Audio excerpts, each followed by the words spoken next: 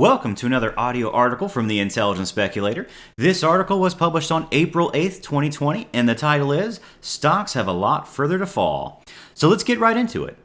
It's a buying opportunity. It's a saying I've been hearing all over the business cable networks and the feeds on my social media channels. Experts are saying equities are great buys and that now is the time to get in. But I wonder, what facts are they citing to support their argument? I would beg to differ with a position that comes from a logical and contrarian position that stocks have a long way to fall before they bottom out. Since March of this year, the major three equity indices, the DJI, NASDAQ, and S&P, have fallen by as much as 40% and now currently are trading around 25% of their original highs. Many pundits are blaming this market fallout based on the COVID-19 pandemic and economic lockdowns that have occurred as a result.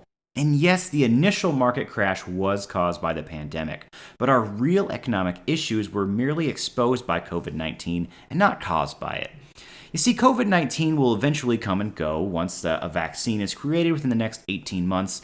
That threat of future lockdowns will probably dissipate and life will go pretty much back to normal like it was before. We have had a major pandemic before, like the Spanish flu in 1918 and the 1957 flu that wreaked havoc on society for over 2 years, but then went away without fundamentally changing the economy or how society interacted with each other once it was gone. In fact, the above-mentioned pandemics were much worse on human mortality than what COVID-19 is or will be unless a more dangerous strain develops. Yet neither pandemic created economic calamity, and equity markets never corrected more than 10% during their entire existence. This leads me to my point that this pandemic was merely the pin that popped the unstable economic bubble that we are in, with equity markets that gave the illusion of wealth that wasn't really there. You see, with interest rates, we are at historical lows before COVID-19 pandemic.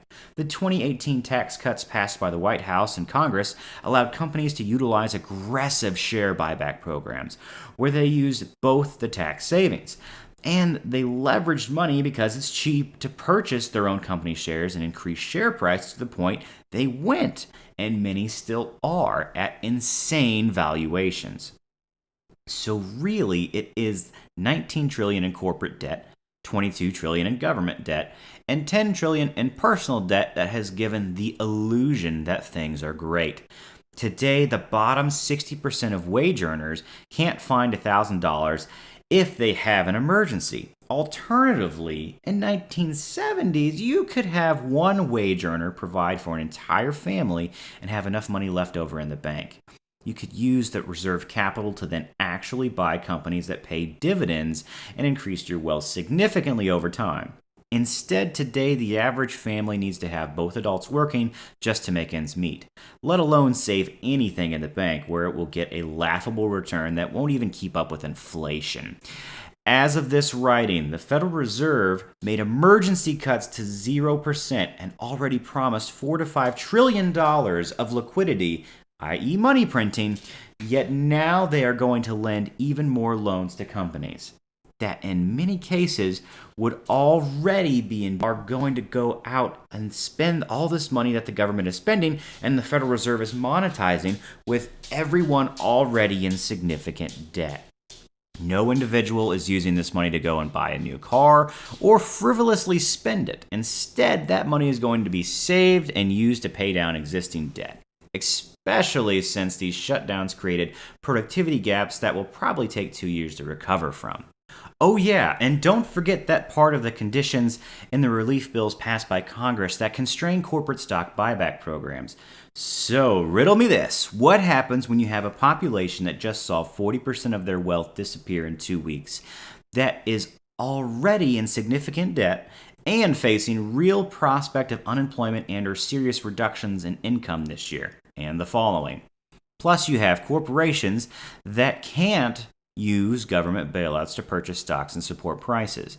What happens when you have no more buyers? What happens when you have 10,000 baby boomers trying to retire every day in an aging population that produces less income and needs to live off securities, stocks, that they purchased over the past decades? Well then, my friends, all you have is sellers. And when all you have is sellers, you don't need to be a trader to know that that means that the market has only one direction. down. Now, that doesn't mean there won't be huge rallies in equities, but what I anticipate seeing over the next 12 to 24 months, stock indices to see lower highs and lower lows until we hit a bottom sometime late 2021, early 2022.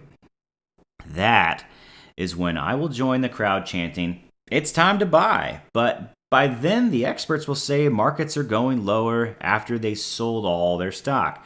But guess what? When you don't have any more sellers left, what do you have? That's right, my friends, buyers. Keep washing those hands and stay tuned. Thank you for tuning in to another audio article. If you would like to take a minute to like and subscribe, we would appreciate that. And hit the bell icon if you would like to be notified when new episodes are available. If you would like to learn more from the Intelligent Speculator, feel free to join our exclusive Facebook group and interact with Lathan Fritz, the Intelligent Speculator himself, or keep up to date with us on Instagram, Facebook, and Twitter. Good day.